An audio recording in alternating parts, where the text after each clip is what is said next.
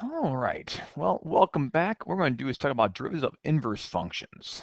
Um, First thing is, what do we know about inverses? Well, a lot of people, when they think of inverses, not all functions have inverses, but functions that are one-to-one have inverses. Okay.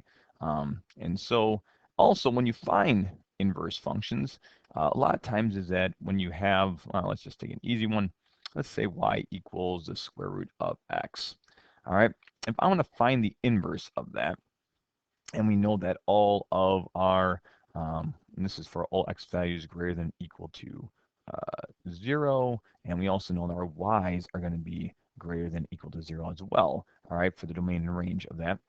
If we want to find the inverse, a lot of times, remember, we have to switch x and y values. We have to switch x and y values, so we're going to switch these up to find the inverse, okay? And when we do that, we have the square root of y. Okay. And so we can use this property to help us find inverses of other functions. So then we take the square and we have x squared equals y. All right. And that is the inverse of this one. And we can see this is a parabola and this is square root. But we also know that all of our values are switching up as well. And so we know that our y, our range can be greater than or equal to 0 because that replaces that. And then also our x can be greater than or equal to 0, so our domain. So we're only using half of this parabola because the other half, all right, is the square root of x, and we have this, and we know that it's going to be symmetrical over this little line, all right, this y equals x line going like so. All right. Another property that we know about inverse functions is that if we have a function composed of its inverse, so let's just say that f, oopsies, all right, f, all right, and g are inverses of each other.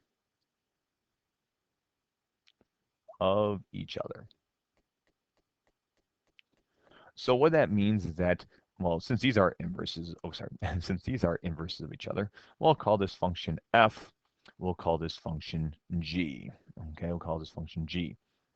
And so what we know is that if we compose g inside of f, that will always equal x. That's one of the properties of functional inverses. So not f times g, but if we take this, so for example, g, which is x squared, and we plug inside f, which is square root of x, we'll have, all right, so f composed of g would be basically the square root of the quantity x squared, because we're plugging g, this, inside of the x value there. And what you realize is that equals x. Cool. And that's what the wonderful property about inverse functions, is that a function composed of itself equals the value inside. Okay, well, using that property, we can find the derivative of functional inverses. Okay, so how do we do that?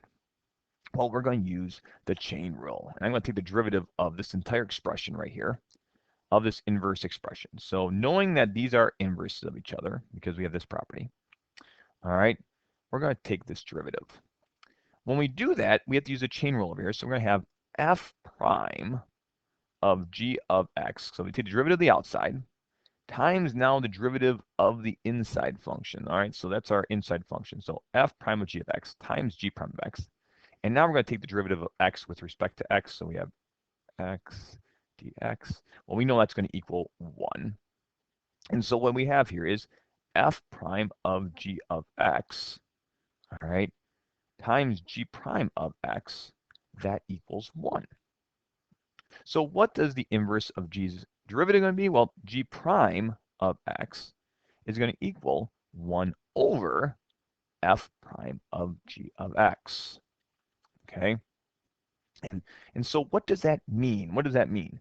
Well, the derivative of the inverse will equal, if you see this, the reciprocal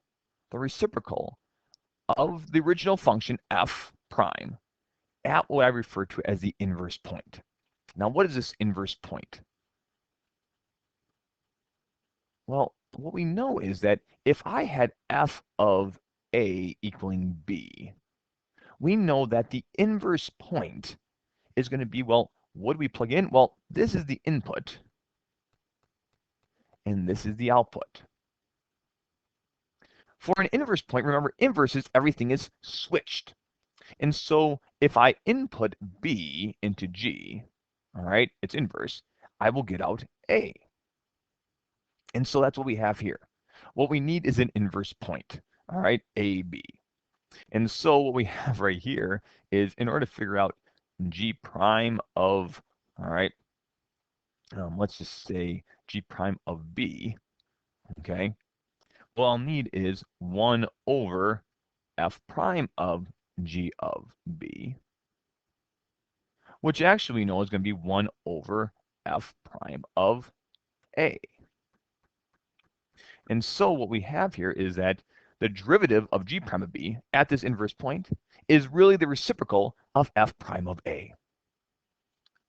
Cool, cool. Well, why is that so important? Well, let me give you an example of an AP type question that you will see, all right? Okay, oh, here's the conclusion. So the correlation between the function derivative and the inverse function's derivative at the inverse point, all right, at an inverse point, remember that's f of a equaling b, the inverse point would be g of b equaling a, is that the reciprocals are reciprocals of each other. The slopes are reciprocals of each other, right, at this inverse point. And let's apply this. And what we have right here is a 2007, all right, AP Calculus free response question, and we have this right here. We're going to go through the answer for this last portion right here, okay? And it says the function g, f and g are differentiable for all values. G is circling increasing. The table above has the values, and we have this. Now, one of the last problems right here, it says that if the inverse of g is the inverse function of g, well, that's what it means, write an equation of a tangent line to the graph on this inverse at x equaling 2. Okay. Now, first off, when we have this, I always say we want to find the equation of a tangent line. So what we need is a point, and we also need a slope. Okay. The point is going to equal g of 2. Okay, g of 2. Now, what is g of 2? Now, we have to look at our chart right here. G of 2 appears to be 3.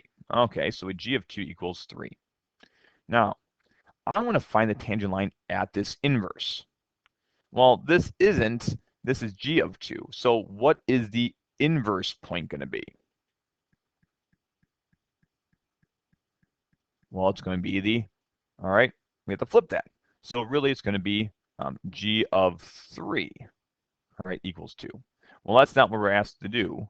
All right, we're asked not to find that. So if you started right here, which a lot of students do, they get a little confused because we're actually asked to find the inverse at 2. Oh, so what do we need to do here? Well, we need to switch this up. And we need to think of, okay, what is g of 2? Well, that changes things because remember, this 2 is not the input of g, it's actually the output because everything is switched. Okay, so if I look at g, I've looked at my table, where is g's output, all right, equal to 2? Well, we have to move up 1 and realize, oh, that's right there, which means that's going to equal 1. So the inverse of 2, all right, is equal to 1. So the inverse of g at 2 is equal to 1. And so that's what we have there. Okay, cool. Well, what do we know about this? Now we have to find our slope. Well, going back, what we recall is that we know that the derivative is the derivative, all right, of g, okay, at 2 is going to equal 1 over the inverse of this function. What's the inverse of this? Well, this is going to be g, all right, the derivative of g at the inverse point. So it's going to be g, inverse of g at 2. So what is that value going to be? Well, let's think about this. Well, this right here, okay, that's going to be, well, we know is 1. So we're looking for what is 1 over g prime of 1. That will give me my slope for the inverse of g at 2. Okay, well, what is g prime of 1? Well, we're only given g prime of 1, so g prime of 1 is 5. That's g prime of 1. Okay, so that's 5. So that means that our slope of our tangent line right here is going to equal 1 over 5. So what is then going to be our equation of our tangent line at this derivative or this inverse, all right, a function of g? Well, that's going to equal y equals the slope 1/5 using point slope form, x minus our point, which is 2, plus 1. That's our equation of our tangent line. Bada bing, bada boom. And you can see that is exactly what they have right there with their answer key that you can find online as well. Okay? All right. So a little recap of what we just learned here is that, moving back, is that functions have inverses. This is the major property. A function's inverse, functional property is f composed of g of x equals x. To find the derivative of the inverse of f, which is g, we have to take the derivative of this composite function. To do that, we have to use a chain rule. By using a chain rule, we realize that right here, g prime of x equals 1 over f prime of g of x. We then saw that points, all right, that we're looking for are inverses of each other. So if we're asked to find g of b equaling a, we actually need to know what is the derivative of f of a equaling b. So right here, we plug this in, 1 over f prime of g of b, which is equal to 1 over f prime of a. What do we conclude? Function derivatives, all right, and the inverse function derivatives at the inverse point are reciprocals of each other. Just reciprocals, okay? And here's an example of how we can do that. All right. Well, I hope this helps you out a little bit. I'll have some more tutorials on finding inverses as well. All right, well, good luck and God bless the rest of your problems.